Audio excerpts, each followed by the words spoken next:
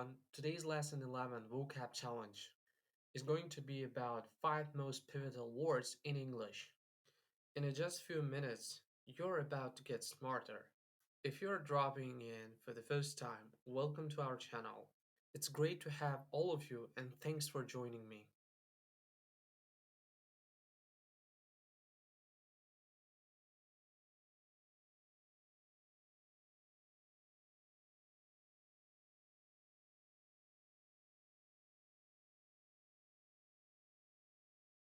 Today's word is countenance, spelled Countenance. Countenance is a noun. It's a formal word that is most often used to refer to a person's facial expression or to the face generally, especially as an indication of mood, emotion, or character.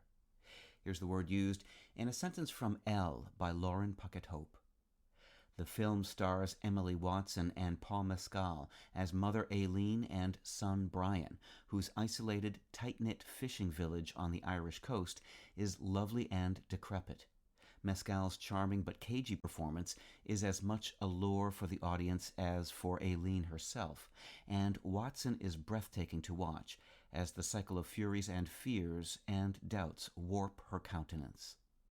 Let's face it. The countenance, familiar to modern speakers, does not bear an obvious resemblance to its Latin root continere, meaning to hold together, a root it shares with the word contain. But the path between continere and countenance becomes more clear when we think of the figurative holding together present in the idea of restraint. When countenance was first used in English, having traveled from Latin through Anglo-French, it referred to a person's appearance or behavior, their demeanor, which is a product of restraint or the lack thereof. And from demeanor, it was just a hop, skip, and a jump to facial expression. A few centuries after that development, in the late 16th century, countenance faced a new task head-on, use as a verb meaning to extend approval or toleration to. And it also means to approve or give support to something. The school will not countenance bad behavior. Her countenance masks her feelings. The photographs show his somber countenance. A pleasant countenance that puts visitors at ease.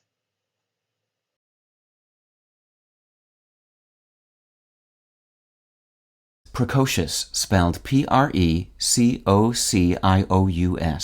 Precocious is an adjective. It means having or showing mature qualities at an unusually early age. It can also mean exceptionally early in development or occurrence. Here's the word used in a sentence from Town and Country by Emma Dibdin.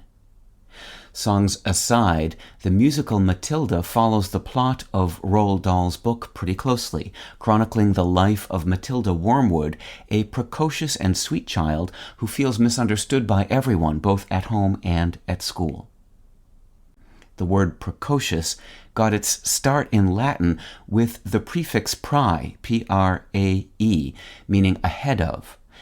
It was combined with the verb coquere, meaning to cook or to ripen. Together they formed the adjective praecox, which meant early ripening or premature. By the mid-1600s, English speakers had turned praecox into precocious, and were using it especially to describe plants that produced blossoms before their leaves came out. Within decades, precocious was also being used to describe humans who developed skills or talents sooner than others typically did. Pop music lovers may recall the lyric, "She's precocious," from Betty Davis' Eyes, although the song itself was something of a late bloomer. Originally released in 1974 by Jackie DeShannon and co-written by DeShannon and Donna Weiss, it didn't become a hit until Kim Carnes' Grammy Award-winning version was released in 1981.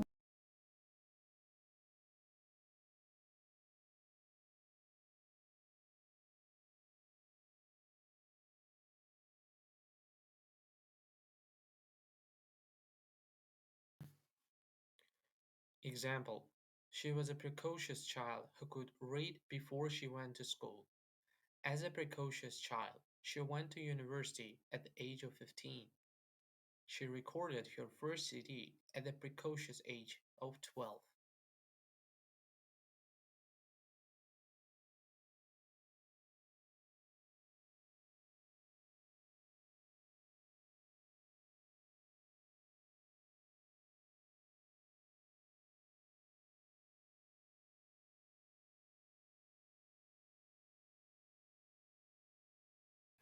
The next word is ACCOST. ACCOST spelled ACCOST, which means to approach and speak to someone in an open, challenging, or aggressive way. He was accosted by a stranger on the street. Accost.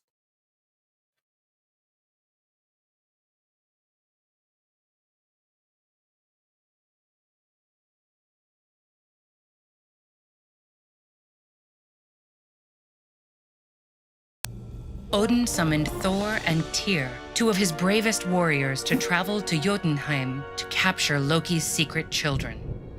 Upon arriving at Angrboda's home, the pair were immediately accosted by Loki's first child.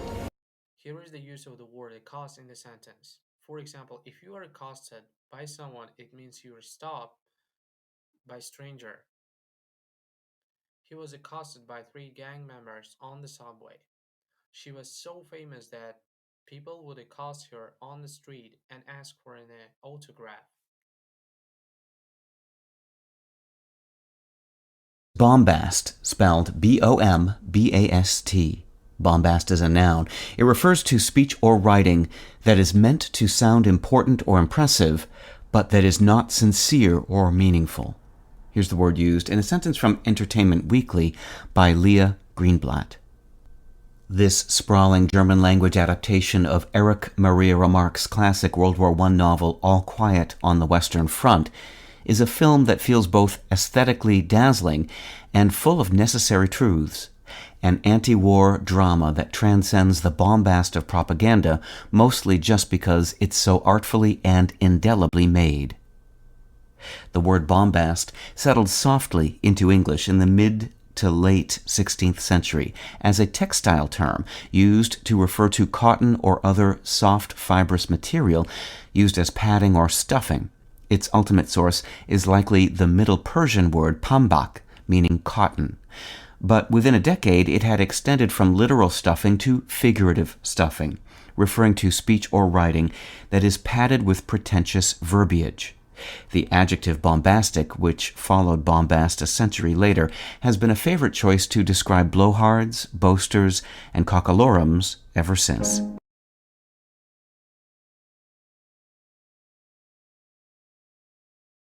Example: behind the bombast of his delivery, he makes some doubtful points. The story is told plainly and calmly without any bombast.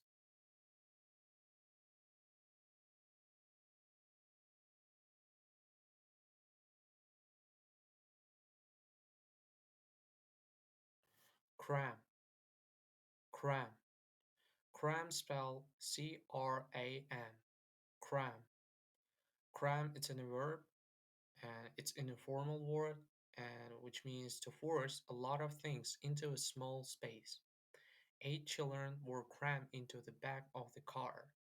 The room was packed and we were crammed against the door. Cram. Cram also means to do many things in a short period of time.